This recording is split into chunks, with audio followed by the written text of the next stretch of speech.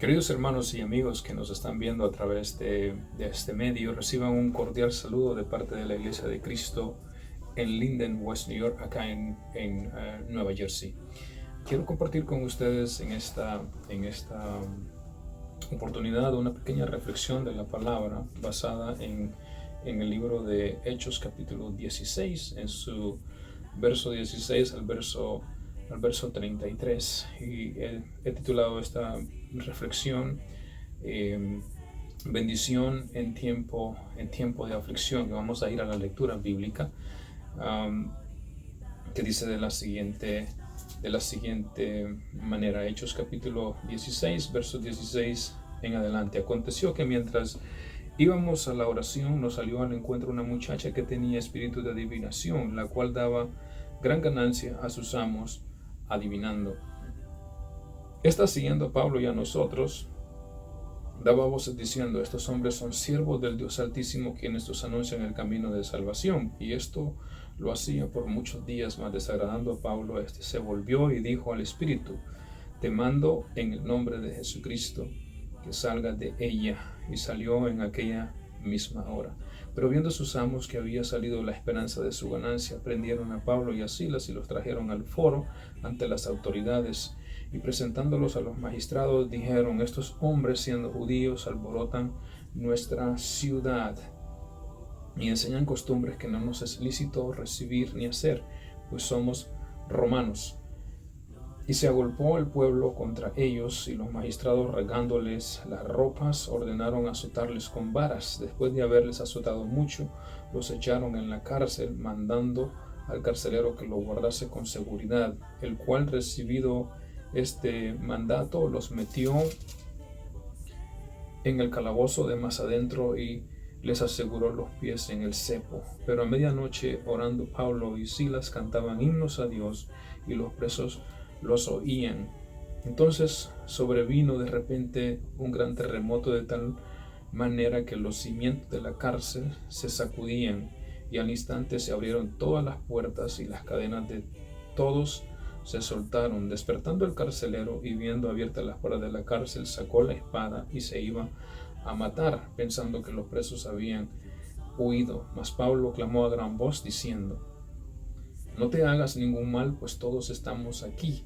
Él entonces, pidiendo luz, se precipitó adentro y temblando se postró a los pies de Pablo y de Silas, y sacándolos les dijo: señores, ¿qué debo de hacer para ser salvo? Ellos dijeron: cree en el Señor Jesucristo y serás salvo tú y tu casa.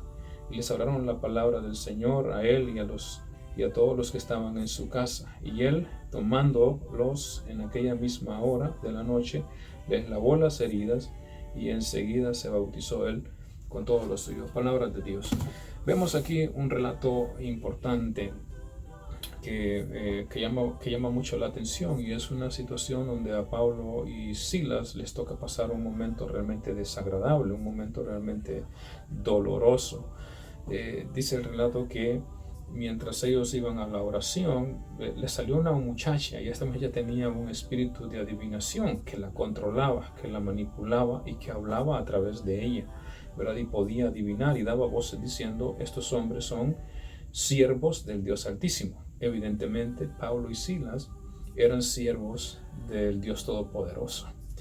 Y lo hacía de manera repetida, ¿no? de manera constante, todos los días, y llegó el punto de que Pablo se molesta, y entonces Pablo se dirige a ella y le habla al Espíritu y le dice, y le da una orden, y le dice: sal de ella. Si nosotros recordamos, Jesús había dicho a sus apóstoles que en su nombre, o sea, en el nombre de Cristo, iban a poder echar fuera demonios y hacer muchos milagros. Pablo, siendo un apóstol de Jesús, da la orden y dice: en el nombre de Jesucristo te digo, o te mando a decir, sal de ella.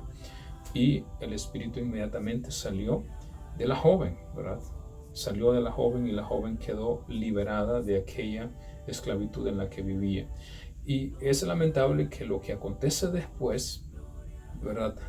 Haya surgido, y es que los amos, los dueños de esta joven, en vez de sentirse gozosos, contentos de que un alma había sido rescatada, había sido liberada, básicamente de la esclavitud, en que la tenía un espíritu inmundo, estos hombres, en vez de alegrarse, se molestan, se enojan. Y es increíble el egoísmo que puede existir en el hombre, ¿verdad? Porque eso que aconteció debió ser algo de sumo gozo para todos, ¿no? Porque nadie quiere estar pues sujeto a servicio de un espíritu malo, ¿verdad? Que lo controle. Entonces estos hombres enfurecidos, porque esta muchacha generaba mucha ganancia, generaba muchísimo dinero para ellos, se enfurecen y ven perdida su ganancia. Y no les importa si aquella muchacha ahora iba a estar feliz en su vida porque había sido libertada. Lo que les importaba a ellos es que estos hombres, es decir, Pablo y Silas, habían dañado su negocio. Entonces los prenden, los retienen y los llevan ante las autoridades, dice la palabra, y los acusan y dicen: estos hombres alborotan la ciudad y están enseñando o están mandando a hacer cosas que no nos es lícito, ¿verdad? Hacer, porque nosotros no somos judíos, somos romanos. Entonces sucede que los magistrados, las autoridades, rasgan las vestiduras de Pablo y de Silas y ordenan azotarlos. Dice que los azotaron con varas de una forma terrible, brutal, ¿no?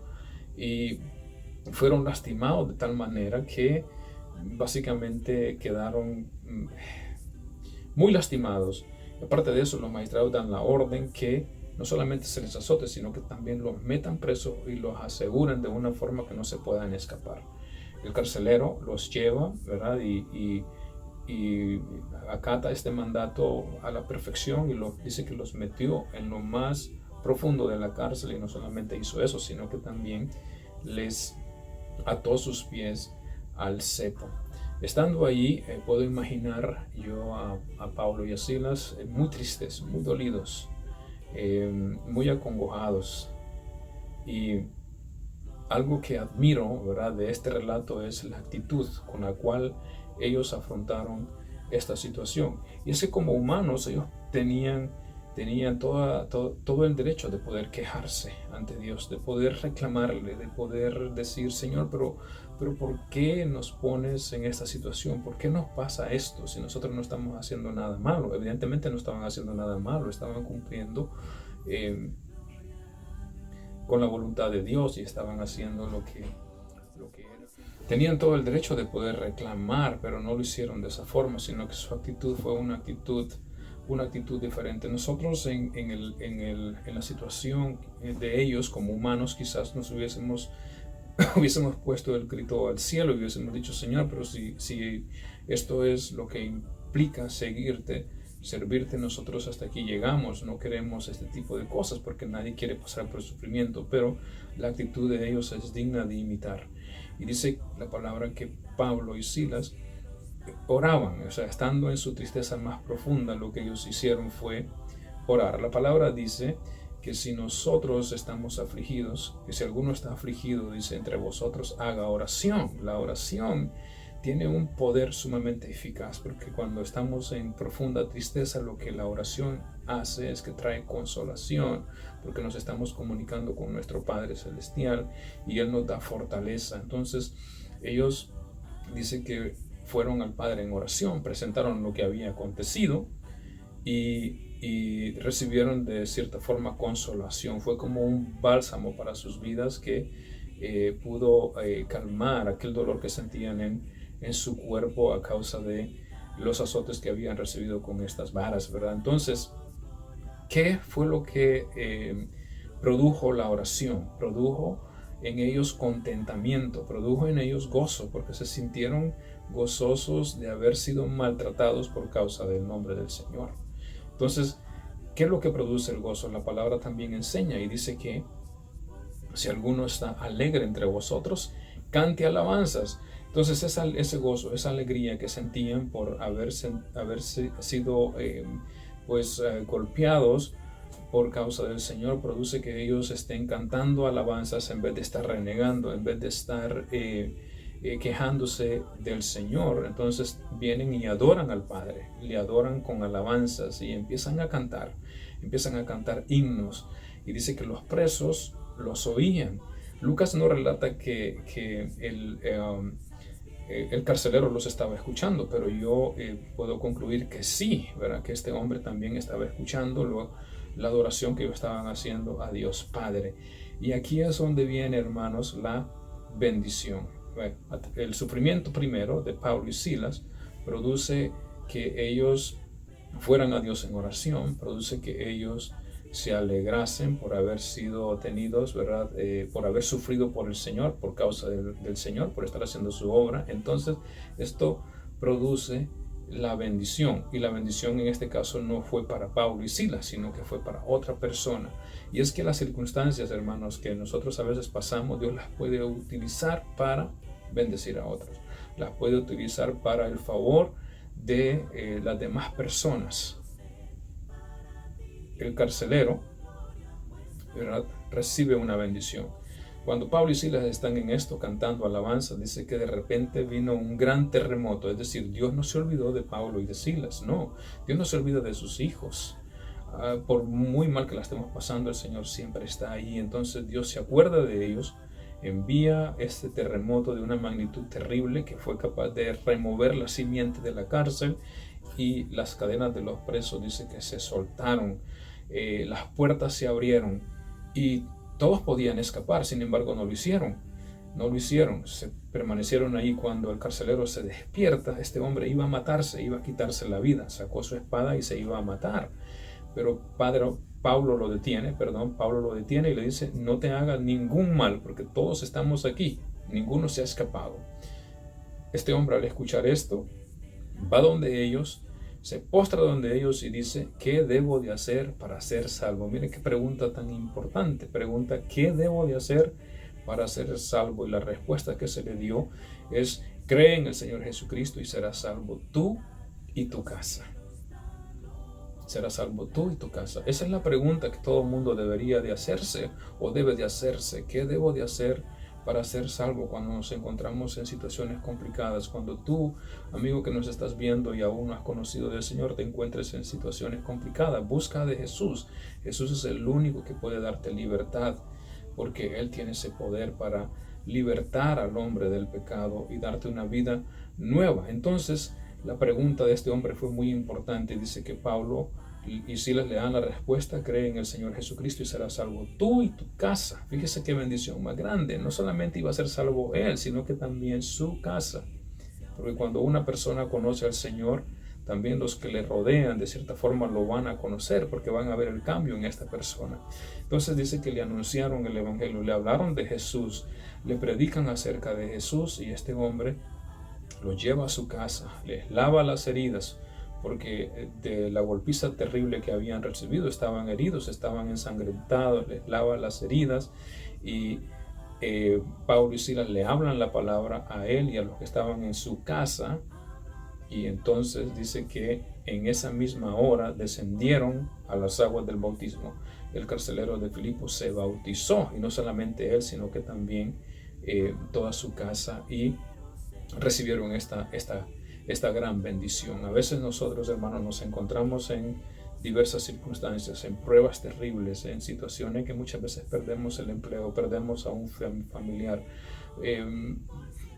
una enfermedad terrible que nos aqueja, nos puede poner entre la espada y la pared. Pero a veces Dios utiliza estas circunstancias para poder mostrarnos que Él es Dios, que el único que tiene el control de nuestra vida es Él, y que Él puede bendecir a través de tu problema a otra persona. Él también puede proveer a través de tu problema bendición para ti mismo, para tu vida espiritual, porque muchas veces no estamos muy bien, ¿verdad?, espiritualmente hablando, o nos encontramos un poco desligados sirviendo al mundo y nos olvidamos de Dios. Entonces Dios quiere hacernos recapacitar para beneficio de tu vida espiritual, para que tú también recibas una bendición en tu vida espiritual y puedas decir: no, yo estoy haciendo las cosas mal y necesito volverme al Señor. O ese problema puede ser utilizado, como dije anteriormente, para bendecir a otros que están a tu alrededor, y que estas personas puedan también venir al Señor.